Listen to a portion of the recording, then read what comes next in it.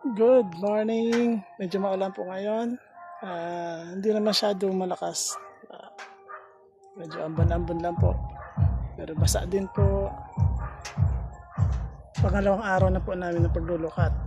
Ang 2,000 pirasong nyug. Ngayon po, papakita ko po sa inyo ang pagkakaiba ng luto na sa hindi pa po. Ito po. Kung mapapansin nyo po, ganyan po yung luto na.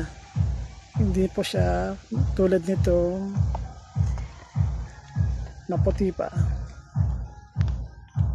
Parang ano pa siya, nyug pa siya. Di tulad dito sa isang luto na. Tingnan niyo po ang pagkakaiba. Maputi pa yung isa medyo transparent na po. Ayan po ang pagkakaiba ng luto na po.